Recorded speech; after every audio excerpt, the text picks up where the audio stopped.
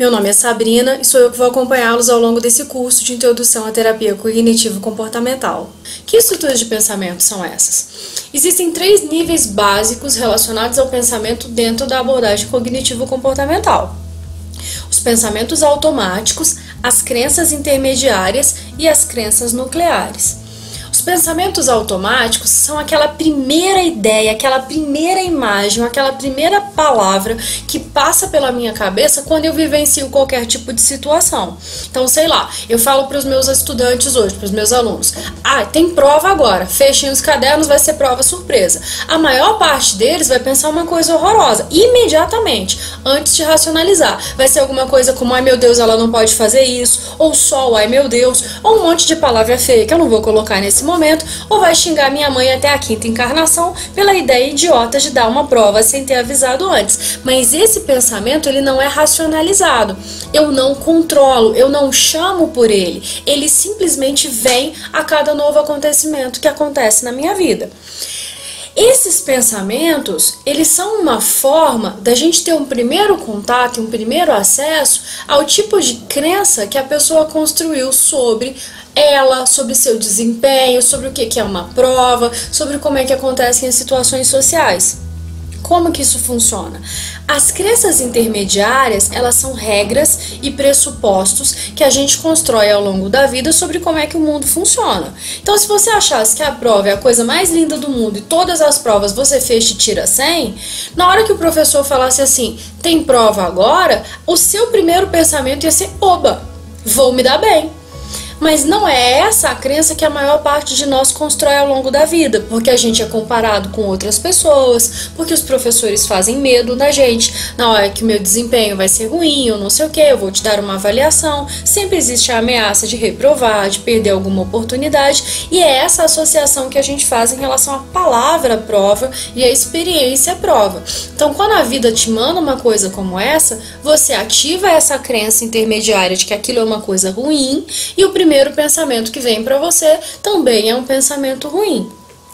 Se a gente seguisse isso como uma ordem, como pistas para chegar a algum lugar, os seus pensamentos automáticos me falam do tipo de crença e do tipo de regra que você constrói para sua vida, e esse tipo de crença e esse tipo de regra me aproxima das suas crenças nucleares, que são os grandes esquemas de alguns aspectos muito básicos da vida, tipo quem eu sou, o que é importante para mim. São algumas coisas que eu não paro para pensar e nem sei falar muito bem a respeito delas, porque elas estão tão arraigadas em mim que elas são parte de mim. Mas é possível modificar esse tipo de crença se eu torná-la consciente, no sentido de te levar a entender que ela existe e conseguir falar sobre ela, e você consegue quebrar esse tipo de esquema mudando os pensamentos, mudando algumas coisas relacionadas com isso. Essa é a base de funcionamento da teoria cognitivo-comportamental. Então, são esses 3 níveis de pensamento: o pensamento automático, as crenças intermediárias e as crenças nucleares ou crenças centrais, que fazem com que você se sinta de determinada maneira e haja de determinada maneira. É dessa forma que a gente explica um monte de autossabotagem. Então, por exemplo, eu sei, o professor me falou: amanhã tem prova. Meu primeiro impacto foi pensar: vai ser horrível, e eu dei um frio na barriga. Esse frio na barriga, ele já veio como consequência de eu achar que vai ser horrível. Porque se eu achasse que ia ser ótimo, minha reação seria outra. Esse frio na barriga pode ser interpretado como um sentimento de ansiedade. Ele está relacionado com esse meu pensamento de que vai ser ruim, com a minha crença intermediária que toda avaliação é ruim, que eu me saio mal em todas as provas, e se eu esmiuçar com muito amor, pode ser que eu chegue numa crença central de inadequação ou de falta de capacidade. Então, eu sou ruim, por isso toda vez que tem prova eu vou me dar mal, amanhã tem prova, então amanhã eu vou me dar mal. E isso pode fazer com que eu não durma, com que eu não consiga comer ou eu coma demais, com que eu esqueça os textos para estudar para a prova. Caso fosse uma prova de consulta, eu esqueço de levar, por exemplo, ou chego atrasado e o professor não vai me deixar entrar, como um comportamento de autossabotagem que tem a ver com o jeito como eu leio esse mundo que está ao meu redor. Se eu mudar o pensamento, muda todo o resto. Quer ver um outro exemplo? Vamos supor que uma grande amiga sua criticou uma blusa que você colocou agora. Ela achou que você não fica bem naquela cor, ou não gostou do modelo, alguma coisa assim. E ela fala pra você: Sabrina, sua blusa está feia. O primeiro pensamento automático que pode acontecer é: ai meu Deus, tô feia. Ai meu Deus, vou trocar de roupa. Isso vai me levar a um sentimento de tristeza, então. Porque eu pensei que estava feia, eu fiquei triste. E aí o meu comportamento pode ser trocar aquela blusa, sair de perto da amiga, desistir de ir com ela a algum lugar, ficar muito chateada e não conseguir conversar. Tudo isso derivando do fato de que eu achei que eu estava feia. Mas eu não achei isso quando eu vesti a blusa. Eu achei isso quando ela me falou. Então foi um fato concreto que aconteceu na minha vida, que mudou meu comportamento? Não, foi o que eu achei e como eu interpretei aquele fato concreto. Uma outra possibilidade diante da mesma fala da amiga: Sabrina, sua blusa tá feia, poderia ser um pensamento automático: nossa, fulana é invejosa, tô gata demais da conta. E aí, no lugar de ficar triste, eu poderia ter ficado com raiva dessa minha amiga que tava falando demais, eu poderia ter achado graça, porque ela tava querendo falar uma coisa que não fazia sentido, eu poderia ficar com dó daquela pessoa, eu poderia ter um estado emocional muito pouco alterado porque o que ela falou não mexeu comigo. E isso faria com que meu comportamento fosse completamente diferente. No lugar de sair, voltar pro meu quarto, trocar de blusa, ou ficar em casa e nem sair com essa amiga, ou mesmo ir, ficar quieta, não conseguir ficar bem porque o que ela falou me magoou, eu poderia simplesmente ignorar o que ela falou e fingir que não era comigo. Então ela falou que tá feia, eu vou falar assim: ah, tô não, tô linda. E saio do mesmo jeito e aproveito a minha vida. Eu poderia brigar com essa amiga e falar com ela que esse tipo de comentário é desnecessário, que ela guarde para ela as opiniões não solicitadas, ou eu poderia fazer fazer uma piada e falar assim: amiga, você tá aí com inveja da minha blusa, se quiser te compro uma de oncinha pra você ficar gata igual eu. Mas esse meu comportamento, a minha forma de agir efetivamente no mundo, vai ser mediada pelo que eu interpretar que aconteceu ali. Se eu interpretar por um lado, eu vou seguir um caminho. Se eu interpretar por outro lado, eu vou seguir outro caminho.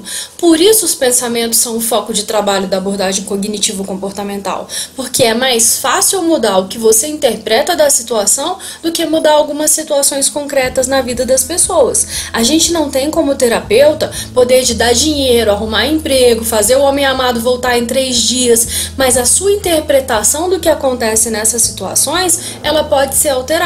E na hora que isso for alterado, o jeito como você se sente, o jeito como você age, também vai ser alterado, o que tem um grande ganho terapêutico. Então vamos lá, vamos ter certeza que isso ficou claro para vocês. Na abordagem cognitivo-comportamental, comportamento importa, sentimento importa, são coisas que a gente vivencia. Assim como existe um mundo lá fora que a gente não tem controle sobre o que vai acontecer. Se vai chover, se vai fazer sol, se você vai ser convidado para ir para uma praia, se você vai estar estudando num domingo à noite. Isso a gente não controla efetivamente. Mas o jeito como você interpreta essa vivência, isso é uma coisa que pode ser alterada e que pode te ajudar muito na condução da sua vida. Então, por exemplo, vamos supor que hoje é domingo à noite e você está estudando. Você está falando comigo aqui agora, está assistindo essa aula. Você pode interpretar isso como: nossa, que saco, estou perdendo meu domingo. Ou você pode interpretar isso como: estou ganhando conhecimento. Essa é uma forma de entender melhor sobre uma determinada abordagem que me diz respeito, que eu quero conhecer melhor. No primeiro caso, se você interpretar isso como um saco, uma perda do seu tempo, essa aula vai ser tediosa, você vai pensar um monte de coisa ruim associada a isso, vai me achar boba, chata, feia e suja. E você vai ter sentimentos de que você tá triste, você tá cansado, você tá irritado, foi uma perda do seu tempo, então você fica mal. Agora, se você interpretar isso como sendo uma oportunidade, uma chance de estudar melhor, um investimento que você tá fazendo em você como estudante de psicologia, você pode até me achar boba, chata, feia e suja, mas o conteúdo que está sendo passado, você vai se esforçar para entender. E essa sensação de que você tá fazendo a sua parte, ela vai fazer com que você se sinta melhor, você pode se sentir motivado, você pode se sentir energizado, você pode se sentir inclusive feliz de estar gastando seu tempo num domingo à noite para fazer uma coisa como essa. Diferentes interpretações levam a diferentes sentimentos que vão fazer você se comportar de uma maneira diferente também. Além disso, dentro do modelo cognitivo-comportamental, como eu já disse, a gente tem 3 níveis de pensamento. O nível mais básico, aquele que a gente começa a terapia lidando com ele, que é o mais fácil para as pessoas te falarem a respeito, mais ou menos, é mais fácil para as pessoas falarem de sentimento, porque foi para isso que ela foi treinada ao longo da vida. Isso você já deve ter ouvido o analista do comportamento falando. Você vê uma pessoa chorando, você pergunta por que você está chorando, ela te fala que é porque ela está triste. E ela não consegue entender que a tristeza e o choro estão muito mais relacionados do que o que levou inicialmente ao motivo de ficar triste e ao motivo de chorar. Então, os pensamentos automáticos dentro da cognitivo-comportamental e os SDs dentro da análise do comportamento seriam os geradores, as causas desse choro, desse sentimento de tristeza. Mas eu digo para vocês que quando a gente começa um processo de psicoterapia dentro da abordagem cognitivo-comportamental, o seu terapeuta vai te fazer um monte de perguntas como é que você está se sentindo, o que é que passou pela sua cabeça, o que estava acontecendo naquele momento, quem estava lá com você, é sempre no mesmo horário, e perguntas para montar esse contexto e para te ajudar a identificar o tipo de pensamento que vem antes que a emoção se manifeste, porque é com ele que a gente trabalha. E isso é mais fácil, embora algumas vezes as regras vazem muito no comportamento da gente. Então, sei lá, eu coloco um brinco prateado, eu vivo de brinco prateado, acho sucesso. Na hora que eu coloco um brinco dourado, eu acho estranho e tiro, porque eu já criei uma regra sobre como é que eu sou em dourado e como é que eu sou em prateado. Então, se alguém pega para fazer uma análise disso, ela consegue se aproximar de uma crença intermediária minha, seja ela qual for, porque eu nunca parei para fazer essa análise. Da mesma maneira que os pensamentos automáticos, as crenças intermediárias fazem muito parte do cotidiano do terapeuta, porque elas dizem do cliente com quem você está lidando e você sabe o que é que você vai ter que alterar. Então, algumas vezes você pega uma pessoa que tem uma autoestima baixíssima, ela vai toda desarrumada para sessões, para a vida, ela vive desse jeito, ela não tem tempo para isso. Mas não é porque ela não valorize estar arrumado, é porque ela acha que não é boa o suficiente para aquilo. Ou que aquilo é uma vaidade, é um pecado, é alguma coisa de crença religiosa que passa muito por aí, e aí ela não se permite fazer. Se você quebra essa crença, e mais pra frente a gente vai falar um pouquinho sobre como é que se quebra uma crença, mas é a ideia de que se você altera o jeito como essa pessoa vê aquela situação, lida com aquela situação, interpreta o que está acontecendo, você vê o comportamento dela mudar, você vê a fala dela mudar. Isso é importante porque a teoria cognitivo-comportamental nasceu no tratamento com pessoas em depressão. E uma das coisas que se percebeu logo no começo, ainda nos anos 1960, é que se eu pegar uma pessoa que está em processo depressivo, que portanto só vê o lado triste da vida, só fala coisas tristes, difíceis, não tem uma memória boa e por isso ela se sente tão triste, e deixar ela falar à vontade, como acontece nas teorias mais abertas, mais abrangentes para a associação livre, por exemplo, você vai ver que ela vai falar cada vez mais de coisas tristes e vai se sentir cada vez mais triste. A abordagem cognitivo-comportamental, ela tem algumas características que quebram esse padrão de funcionamento. Uma dessas características é que ela é focada. Então, se eu estou tratando um caso de depressão, eu vou tratar depressão. Se depois essa pessoa quiser mexer com alguma outra coisa, eu vou criar uma nova realidade, um novo contrato com aquela pessoa, e aí eu vou trabalhar com ela essa nova questão. Mas se ela veio trabalhar depressão, meu trabalho inicial inteiro vai ser em depressão. Segundo ponto, essa teoria é diretiva. Quer dizer que a pessoa não vai chegar lá e falar o que ela quiser o tempo inteiro, sobre tudo que ela tiver com vontade, que vai ser sobre como o mundo é triste, ó dia, ó vida, ó azar. Não, é uma teoria diretiva, quer dizer que ela vai ter um tempo para falar do que ela quiser, eu vou respeitar as vontades desse cliente, eu não vou ser agressiva, eu não vou passar em cima do tempo dele, mas eu tenho algumas propostas de coisas para a gente conversar. Alguns dos temas já estão sendo construídos desde 1960, derivam dos trabalhos do Beckett, quem veio depois disso. E alguns dos temas eu vou ter que construir individualmente com o cliente que eu estiver lidando com ele, porque as pessoas não são iguais, então nenhum protocolo que vale para uma determinada patologia, ele vai poder ser aplicado sem nenhum tipo de adaptação para qualquer um dos meus clientes, senão era receita de bolo, e pessoas não funcionam como bolo. Nem bolo funciona como bolo. Vocês já tentaram fazer bolo?